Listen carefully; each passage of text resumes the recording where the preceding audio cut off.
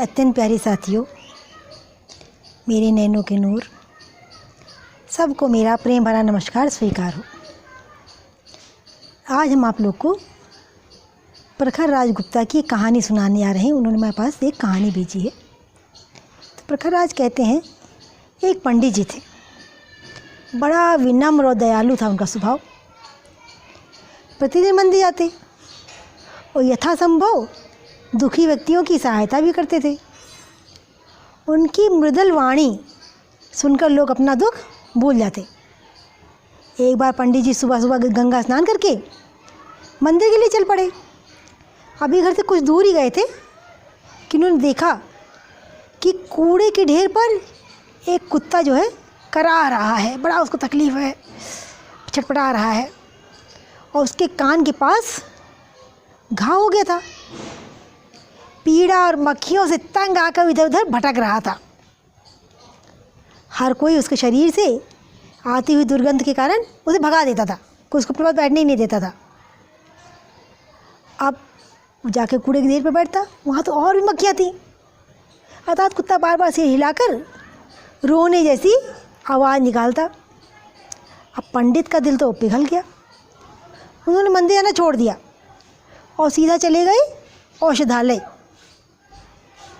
वहाँ उन्होंने वैद्य जी से दवाई ली और वापस उसी कूड़े के ढेर के पास आ गए। कुत्ता अभी भी वैसे को वैसे ही पड़ा हुआ था। पंडित जी ने एक बांस लिया, बांस पर कपड़ा लपेटा और कपड़ा लपेट कर उस पर दवाई लगाई और कुत्ते के घाव को साफ करने की कोशिश करने लगे। इधर कुत्ते ने देखा एक आदमी लाठी लिए हुए आ रहा है। अब उसने उसके हाथ में लाठी देखी। भाई कुत्ता तो कुत्ता, उसका सोचना स्वाभाविक था। तो उसने क्या किया, दांत निकाल के उसको गुर्राने लगा। खाड़ लेगा अभी, छपट पड़ा उसके ऊपर। वो सोचे मुझे लाठी लेके मार रहे हैं। तब तक एक आदमी पंडित जी के पास आया और वो वहीं पर रुक गया। सब लोग आसपास खड़े होकर रुक तमाशा देखने लगे।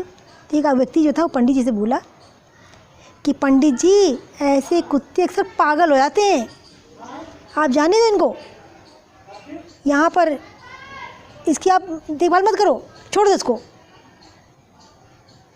आपका इसके निकट जाना उचित नहीं है। लेकिन पंडित जी ने उसकी बातों पर ध्यान नहीं दिया, अपितु अपने कार्य में वो लगे रहे। काफ़ी समय तक घाव को साफ़ करते, दवा लगाते, घाव को साफ़ करते, दवा लगाते। धीरे धीरे कुत्ते की पीड़ा कम हुई। जब कुत्ते की पीड़ा कम हुई तो कुत्ते का गुर्राना बंद हो गया और वो पंडित जी की तरफ कृतज्ञता भरी नज़रों से देखने लगा, बड़ी प्रेम भरी नज़रों से देखने लगा। ऐसा लगा जैसे वो बहुत कृतज्ञ है। उस कृतज्ञ भाव से पंडित जी को निहारने लगा। अब पंडित जी संतुष्ट होकर मंदिर पहुँचे। पुजारी ने उनसे हंसते हुए पूछा, और भाई पंडित जी, आज कहाँ इतनी देर लगा दी? क्योंकि वो तो उनके स्वभाव से परिचित थे। तो पंडित जी बोले कि पुजारी जी, रास्ते में प्रभु का आदेश हुआ कि घायल कुत्ते की मरहम पट्टी करो। भला उनके आदेश को मैं कैसे टाल सकता था? पुजारी जी समझ गए, वो उनके स्वभाव से अच्छी तरह परिचित थे।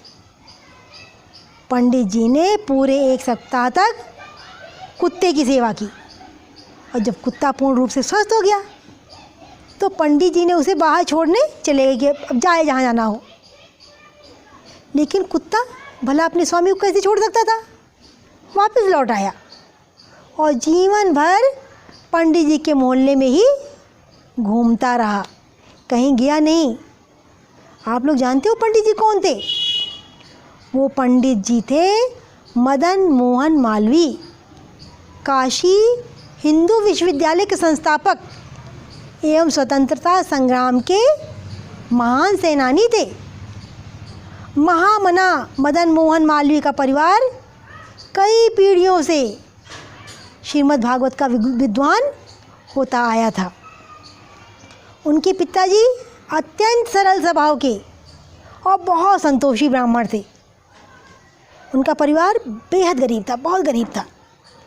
कई बार ऐसा भी अवसर आया कि घर में कुछ भी नहीं होता था, कुछ खाने के लिए नहीं, कोई सामान ही नहीं होता। तो पूरा का पूरा परिवार उपवास करता, सबका उस दिन व्रत हो जाता। भिक्षा मांगना तो पंडित जी को मृत्यु के समान लगता था, अर्थात भिक्षा किसी से नहीं मांगते थे वो, और दान भी नहीं लेते थे। एक बार रीवा के महाराज ने उनसे भागवत सुनाने के लिए अपने यहाँ बुलाया, और जब कथा की समाप्ति हुई तो कथा की दक्षिणा में उन्होंने महाराज जी ने उनको 5,000 रुपये दिए। उस समय 5,000 रुपये बहुत हुआ करते थे, तो उन्होंने 5,000 रुपये उनको दक्षिणा दी। तो जो पंडित जी थे ना, पंडित मदन मोहन मालवीय, जो वहाँ पे जितने भी भिक्षुक बैठे हुए थे, भिखारी बैठे हुए थे, सबको वो रुपया बांट कर चले आए। तो किसी ने उनसे कहा कि कुछ बच्चों के लिए तो लेते आते, कुछ बच्चों के लिए तो रख लो। तो पंडित जी हंसकर बोले कि बच्चों की चिंता तो उस पर छोड़ दी है जो सबको पालता है, जो सबका पालनहार है। जिसने बच्चे दिए वो बच्चों को पालेगा भी।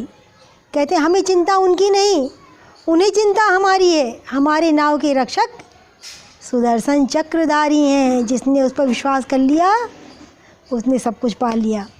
तो ऐसे थे पंडित मदन मोहन मालवीय, और ऐसे ही लोगों के घर महापुरुषों का जन्म होता है। इनके जैसे मदन मोहन मालवीय जैसे महापुरुष ऐसे ही तो घरों में जन्म लेते हैं। तो मेरे लाडले बच्चों, आज आपको प्रखर राज की गुप्ता की कहानी कैसी लगी, सब लोग कमेंट बॉक्स में लिख के बताना। अच्छा भाई, सब बच्चों को टाटा बाय बाय।